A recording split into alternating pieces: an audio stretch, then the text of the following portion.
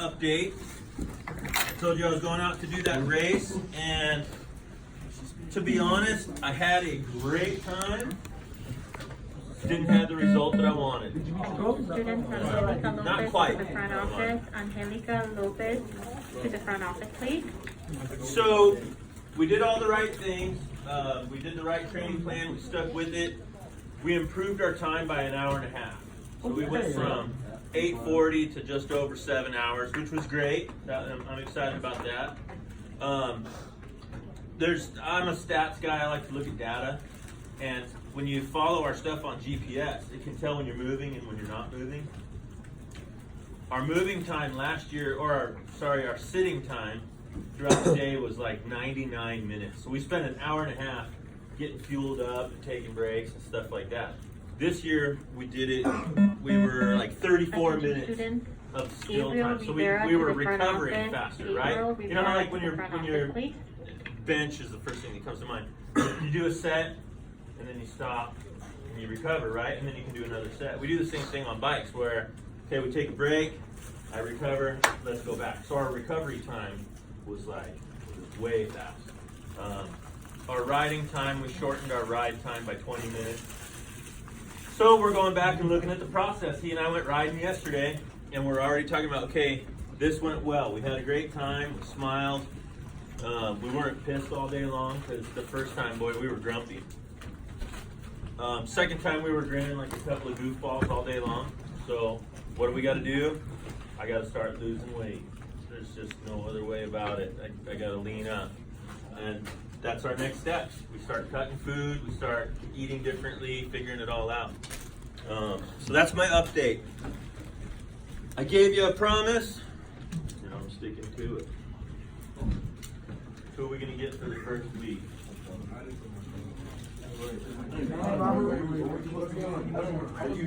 Oh, who wasn't here last week? I wouldn't. Okay, so last week, I'll get yours today or soon. Last week I had everybody write down a short-term goal, and there was kind of a misunderstanding there. Short-term goal is like what I can do in the next 3 weeks or month, right? And you had to put your name to it. At the beginning of every meeting, we're going to go through this process. Miguel, you're here, right? There you go. Attention students, Angelica Lopez to the front So tired. office. Okay, so- Angelica Lopez to the front office, please. Our brother, our teammate Kimberly Miguel, Serrato and Kathy said he wants Lemon, to get stronger, faster, courtroom and B7. smarter mentally. Kimberly Serrato Kind of tough as and a Kathy short-term Lemon goal to to say room that, but B7, I think you please. can be doing it. So, in the last 2 weeks, what have you been doing to make those things happen? Working out with my buddies. Okay, so you're working out And off the consistently. field, yeah. Okay. And making sure I don't lose my focus. I stay focused on the goal I'm trying to achieve, and I don't lose control. Okay. So he's focused on his goal. He's been working out. Has anybody witnessed that? Can anybody say, hey, I've seen him in the gym. I've seen him working out. There it is. Give him a hand. That's a big deal, guys. Okay. Has anybody seen something that they're willing to tell Miguel, hey, I think you could be doing this better. I think I want to help you do this better. That's the hard part. Guys, but hey, understand, we gotta get to this point. Okay, we gotta start holding each other accountable. Because if we don't, we're never gonna raise that bar. Okay, we're just gonna say, oh, well, fine. If Miguel doesn't know that he's doing something that he could be doing better, you're not making him better. Okay? Guys, hey, this has gotta be a safe space. Okay, whatever stays in here, stays in here. Once we walk out, it's gone. We're done. Wash it off. Okay? What you got? There's times where he's in the weight room, but he's on his phone. Okay, and that's accountability right there. He's in the weight room, but is he getting the right reps? Is he doing the right push? Is he focused in his workout? There's nothing wrong with telling a brother that. Nothing at all. That's accountability. That's what we do, right? And Coach Johnson's right. There's steps to building a team or a tribe, right? To building a really great organization. One of those steps is conflict. We're going to battle. I heard a great quote because I spent most of my time coaching ladies, right? And I heard an Olympic coach was in a situation. He was talking about the difference between coaching men and women because he had coached both of them. And he's in the Olympics and he's getting with it. They're last everything, gold medal, and it was the men's team. And it was Karch Karai. And so he calls a timeout, and he brings his team in, and he goes, Karch, you're the go-to. We're going to give you the set. You got to make this point for us. And the guys got around him. Yeah, let's go. Goes up, Karch makes the kill, boom, gold medal. Next Olympic cycle, he's coaching the women's national. Same exact scenario. And he's like, oh, I know it worked. And he gets the girls together and he tells one of the ladies, and it wasn't Misty, but it was somebody I know, but I can't remember who. Hey, you're the go-to. We're going to send you the ball. You're going to run this play. The pressure's on you. You got to make this happen. They go out on the floor and they crumble. Lost the game. And it was that conflict. Here's the difference. Men bond in battle. Women will not go to battle until they have bonded. Right? So when I'm coaching a girls team, the first thing I'm going to do is, all right, ladies, let's get together and make our bows and make fancy shirts, and we're going to have a sleepover, blah, blah, blah, blah, blah. And the girls do the thing they do. And I'm not making light of that. That's their process. And then let's go to practice and fight. With guys, we got to have some conflict. We got to be in the weight room, competing against each other, in the wrestling room, whatever it is. That conflict helps build us. So it's okay to tell a brother, hey, I'd like to see more of this. Okay. Attention students, Stephanie Vera to the attendance office. Stephanie Vera to attendance office, please. So one of the things I wanted to talk about today, and it's not a huge conversation, but I need your input, is being a leader as a young person, especially as a teenager in high school, is difficult, right? There's a lot of things out there to stop you from doing that where you think, I don't know about you, but I know when I was your age, there were times when I could have raised my hand and said something and didn't, for whatever reason, right? What concerns, what issues are you starting to face that make it difficult to be a standout leader? Go. Anything like you're not better than or anything like that. Just like you're around their same age, they won't listen to you because they think they're equal or not expected. Okay, so people your own age are like, oh, who's he? He's just another football player. What makes him so good? All right, I hear that. Being criticized. Being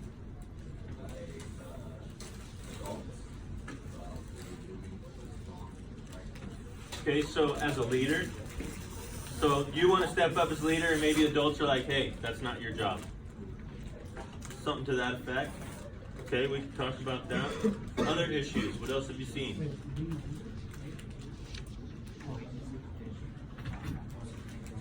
It's 82.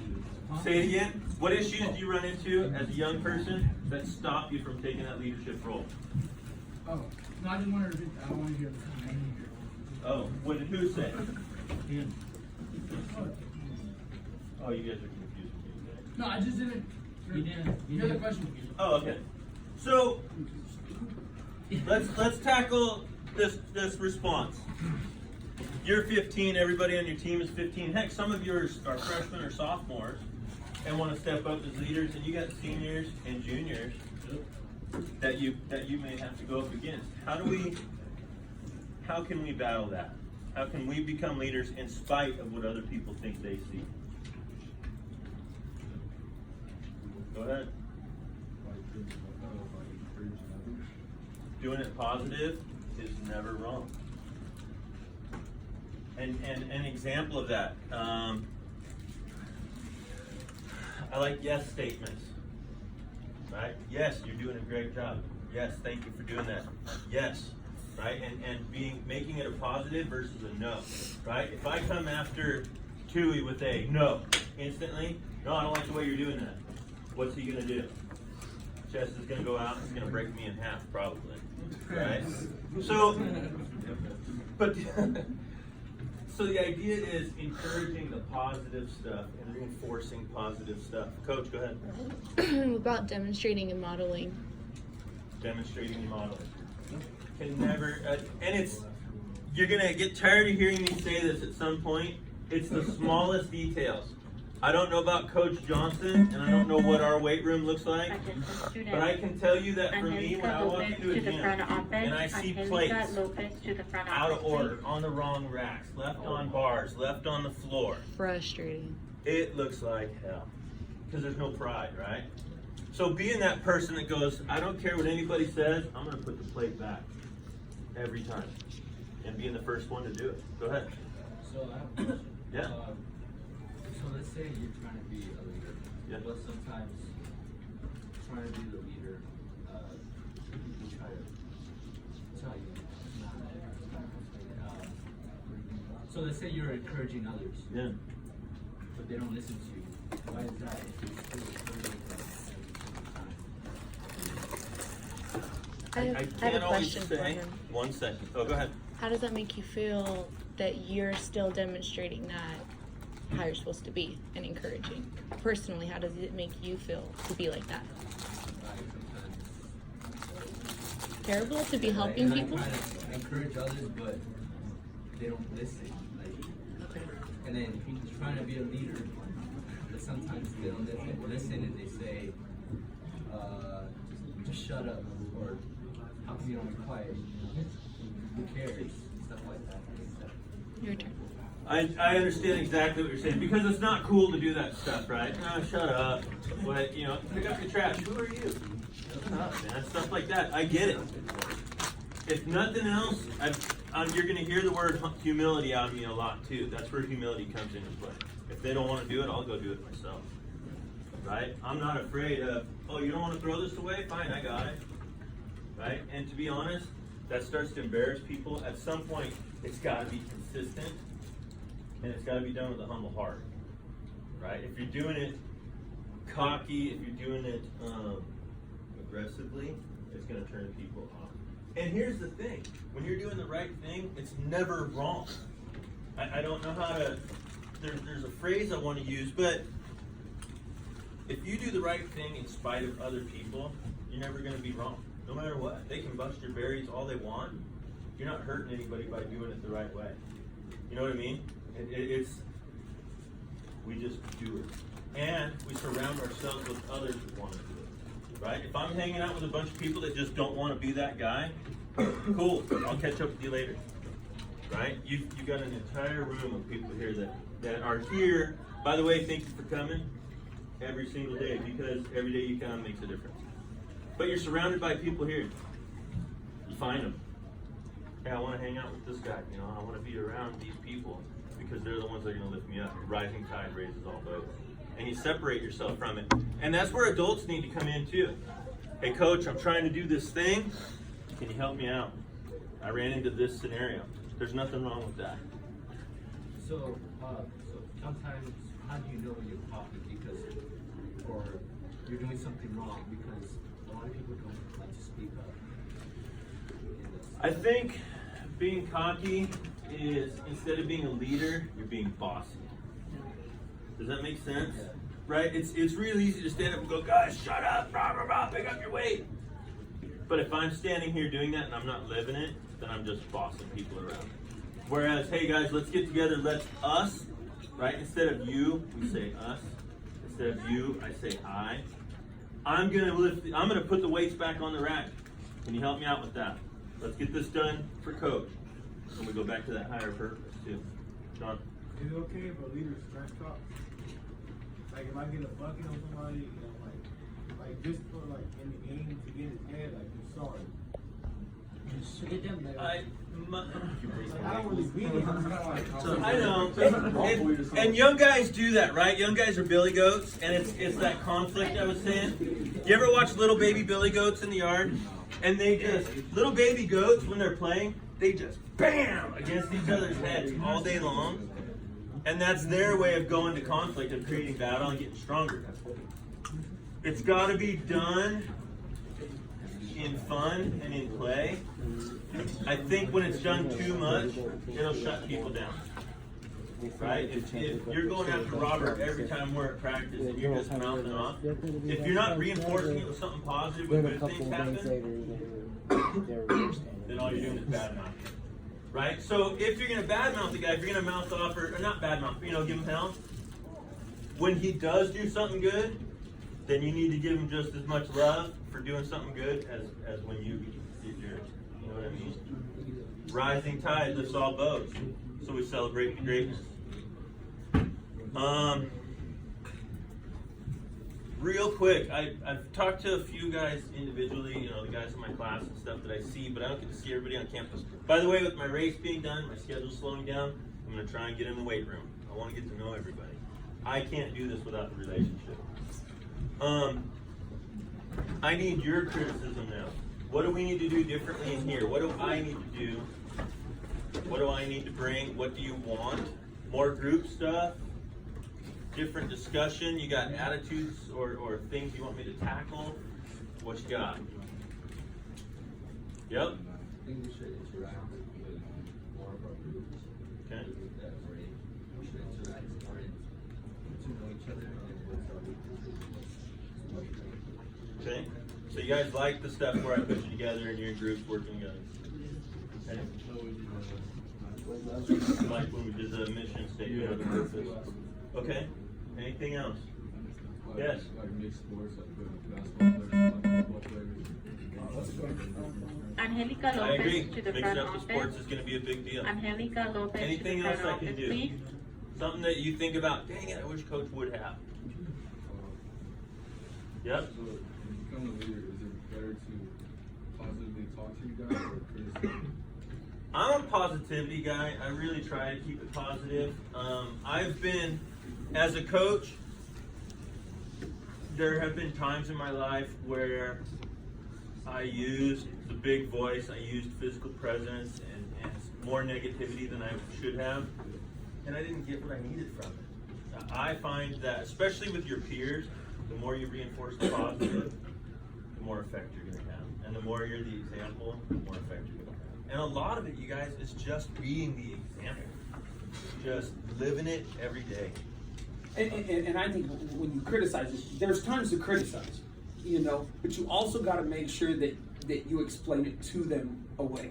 You get what I'm saying? You can't just be, hey, you're an asshole, what the heck, you know, screw you, you know, light them up and then leave it at that. You use criticism, hey, why aren't you lifting hard? And then away from everybody else, not in front of people, go tell them, hey, man, hey, you got to elevate your game because of this. You understand? That's how criticism can be used. But I agree with Coach.